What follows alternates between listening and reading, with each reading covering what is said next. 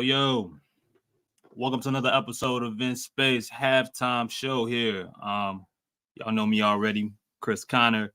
Shout out to the people here, Jägermeister, Burst, our law firm, as well as DraftKings Sportsbook. You will hear from them at the end of the show. Like, comment, subscribe. I will not say what Justin and Lito tell y'all to do, but y'all know in the comments. Let's talk about it. Pelicans up 11 here. Got a little bit of a roll stretch upcoming, but against a very bad Washington Wizards team.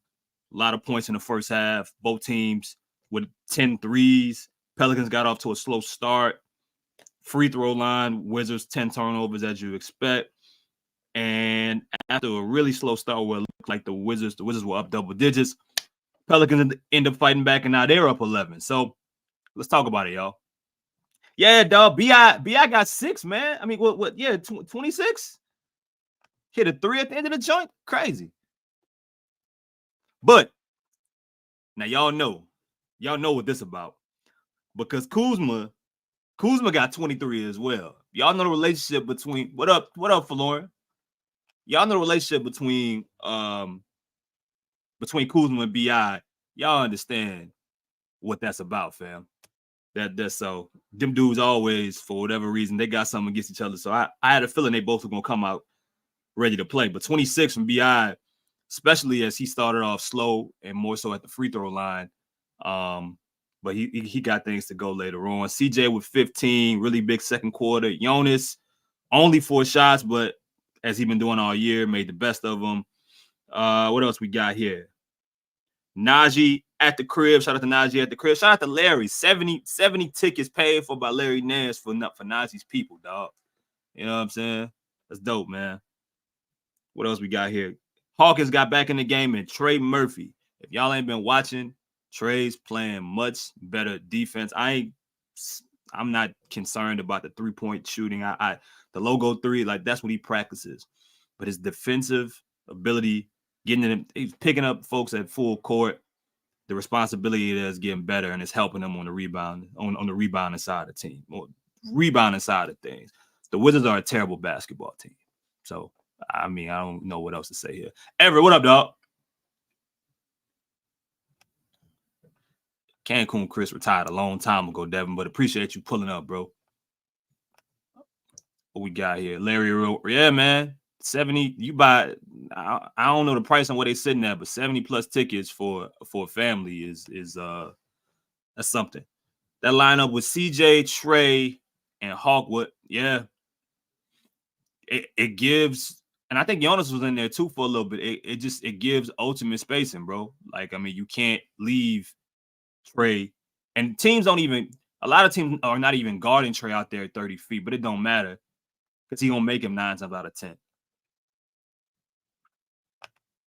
Trey rebounded and defending, man. Like, I think, Florida here, like, if y'all are not, that's gonna be a hell of a development to watch, man. That's gonna be a hell of a development to watch. Trey's ability on and off ball, he's getting better, bro. He's getting a lot better. You see him with some of the turnovers. He should have had a steal. He had a block, 5 rebounds at half. You can't really, Trey got it, yeah. And then also, Rob, you see him right now and working his way back on certain drives. He's like, later on in the season, those are going to be dunks.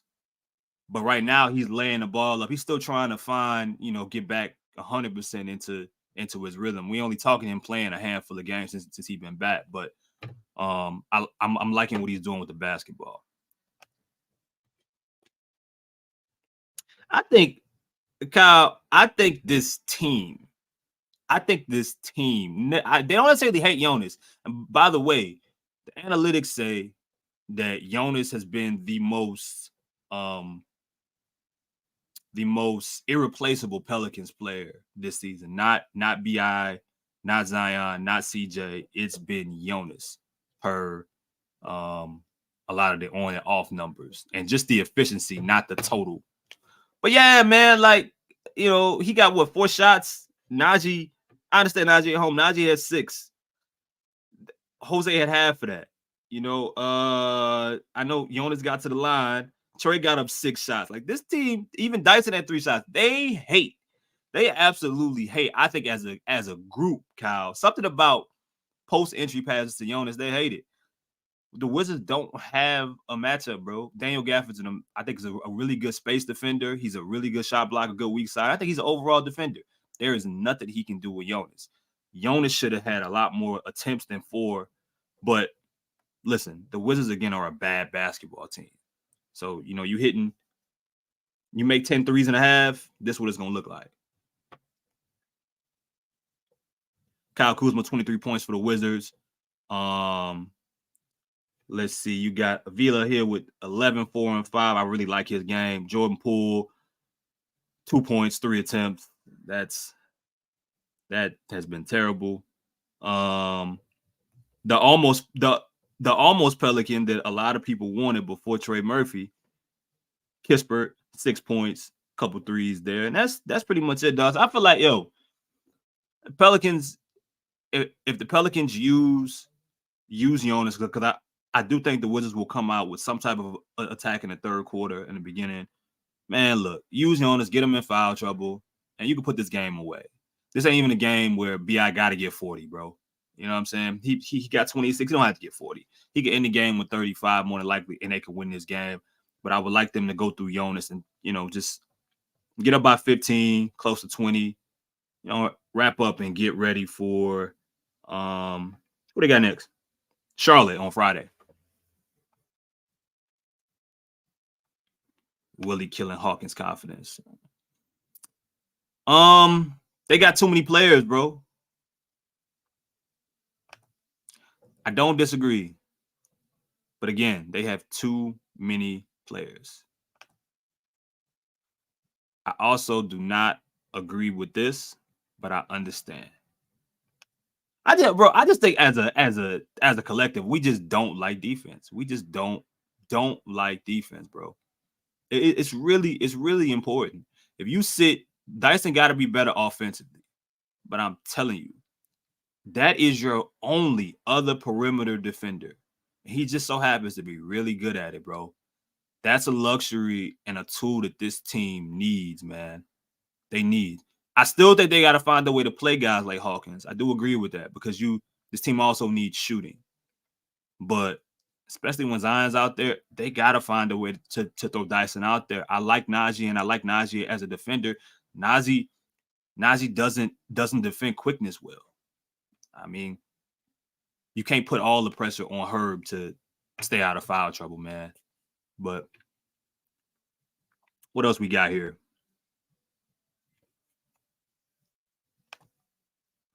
I don't disagree. But look, here's the same problem that Hawkins is having. Hawkins is the complete opposite. I think he's a great shooter. And I think someone that will grow into an all-around really good scorer or offensive player. But he can't defend. He can't. So you gotta, you gotta pick one. They're gonna ride with the averages for Herb and some of the offensive guys that they have. Even if they don't have a bunch of shooters, they got a lot of offensive players already. So y'all know who said that. It wasn't me. Najee with 6 assists, man. 8 points, 3 rebounds. Back at the crib. This team's getting some really good bench production, and they only brought 4 people in today. They're running 9 players tonight.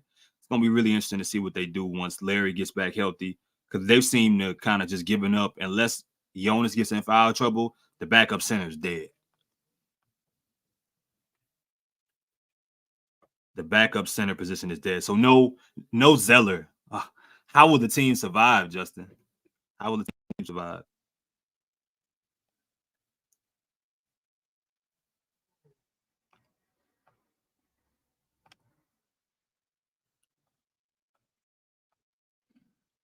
I don't agree with that mindset, Peyton. I don't think this team is that good when it comes to making the right play consistently with the individual talents that they have offensively. I don't think that bro, Trey didn't have an attempt in the first quarter, the first 6 minutes. right? That's your best overall shooter. Your best overall shooter didn't have an attempt in the first 6 minutes of the game. He didn't put up an attempt, a three. I don't think he scored until the second quarter. And he did end up shooting a three into the second quarter. So if Trey goes through that, what do you think Hawk is gonna go through? You know what I'm saying? Like I get it, bro, but this team don't play like that 100% of the time. I think as a collective, for you to feel like, all right, like you could be Indiana. Because, for example, you got your best matchup on the floor with Jonas, 9 out of 10, and he ends the half with 4 shots. I mean, I think Hawkins needs to play, but I don't know. I don't know if I always agree with offense is your best defense. You could, if you Indiana, that works perfect because you got Halliburton and you got other guys that that are good at facilitating. I don't know, man. Why does the Jonas Hawk CJ Trey lineup defend well then? Well, I think Trey is a better overall. I think Trey's gotten better as a defense, and we haven't really seen that lineup long enough to really know, bro. To be real, and that lineup does have its issues depending on the matchup. What teams have done, teams have adjusted overall, getting Hawk available in switches, running CJ through a stagger screen, knowing he can't get around it. They end up finding Hawk. You got to over rotate. You get an easy duck. I don't know if it defends well. I do think it's a lineup that you should have out there. You shouldn't just have all defensive lineup necessarily. But I don't know. I think against good teams it will struggle. But Zion minutes, I think you gotta find a way to experiment specifically with Trey and Hawkins. I do believe that.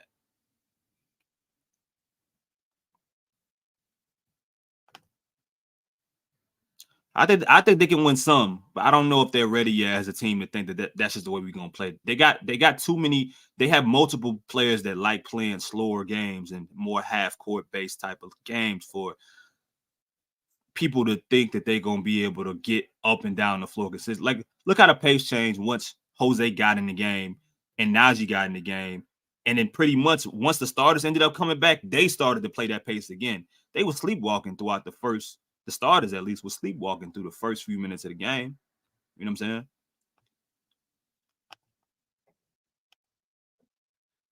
Trey should have started. And to your point, Peyton, now to break that up, I would have started Trey. I understand why they didn't, but I would have started Trey. I thought that was going to be the move that they ended up making. So I was kind of surprised that they didn't. And 4 minutes in, they end up bringing in Trey, and it works. So I don't know, man, but this is the issue, Peyton, with having as many accessible players. Like when you got 11, 12 guys, bro, you know, who do you when are you deciding who to put in and when not to? I don't think anybody. I think that's a difficult challenge for even a really good coach. So I think when we're talking about Willie, who in my estimate is above average to good at best, but managing minutes for this team, I think has been a struggle because between injuries and between them just not knowing who to put out there consistently and experiment with lineups, I don't know how they do it. I don't think that they have that they've shown you that they will be able to do it the right way. So consistently, that is. And then once Larry gets back, Larry's gonna be playing. Like, what do you do? What do you do? Too many players, and too many players that get in the way of others.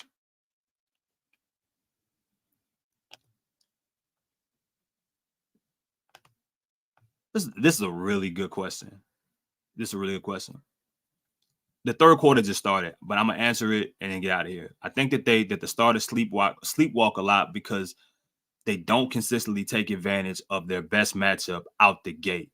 They just try to play the way that they want to play, and force themselves to have to end up at some point throwing the ball in the Jonas or taking advantage of Zion, whatever the case may be. Once they just start out attacking the way that they should, attacking the weakness, then a lot of time, then you shouldn't end up falling behind. You know what I'm saying? But that's it, man. Appreciate it, y'all. Josh, that's right. That's probably right too. I'll talk to y'all later. Be sure to check in post game with Pro Pills Talking the crew. Everybody, be sure to continue to comment, leave the comments post game, and I will see y'all for the next game on Friday. I believe we're gonna hear from DraftKings. Hopefully, the Pelicans put this game away early in the fourth quarter, even as early as late third, so everybody can get the hell out of here and get on with their night. DraftKings, where you at? In the NBA, the game can change in an instant, but no matter how the action unfolds, you know DraftKings Sportsbook has your back. This week, new customers can score $150 instantly in bonus bets just for betting $5 on basketball. Win or lose, you get an instant dub. Download the DraftKings Sportsbook app now and use code BOOT.